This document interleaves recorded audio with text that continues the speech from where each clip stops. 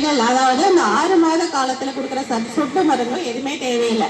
நீங்க ஒழுங்கான முறையில அம்மா எல்லா ஊட்டச்சத்தோட உணவுகளை எடுத்துக்கொண்டு exclusive breast feeding is the must. Okay, நம்ம செய்த காமனான தப்பு. முதல்ல நான் என்ன சொல்லிட்டேன், இந்த சத்து மாத்திரை சொல்லிட்டேன், சொட்டு மருந்து சொல்லிட்டேன், அதெல்லாம் தேவையில்லை. உடனே நம்ம பண்ற காமனான தப்பு. மேடம், நீ பக்கத்து வீட்டு குழந்தை மட்டும் விடாது விடாது அதுக்கு யாராவது ஒரு விளக்கம்.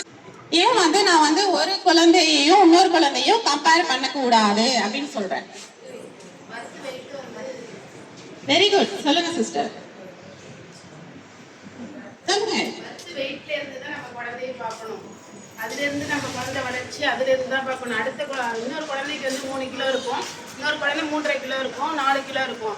அதோட வளர்ச்சி வேற மாதிரி இருக்கும், இந்த குழந்தையோட வளர்ச்சி வேற மாதிரி இருக்கும். அதனால 2 குழந்தைக்கு நம்ம அதாவது ஒரு குழந்தைக்குமே உடல் வளர்ச்சி மாறுபடும். ஒரு குழந்தை 2 கிலோவா பிறக்கும், மாதமாக பிறக்கிறதுக்கு வாய்ப்புகள் இருக்கு. ஒரு குழந்தை நிறைய மாதமா பிறக்கும். அப்ப நான் நிறைய மாதமா இடத்தோட சேர்ந்து இருக்குமா? ஆனா நம்ம பொதுவா என்ன பண்ணுவோம், இதைதான் நம்ம செஞ்சுட்டு இருப்போம். அதுக்காக எதுல ஓடிட்டு இருப்போம், என்ன பண்ணணுமோ அதை தவிர்த்து எது பண்ணக்கூடாதோ அது பின்னாடி ஓடிட்டு இருக்கோம் நம்ம.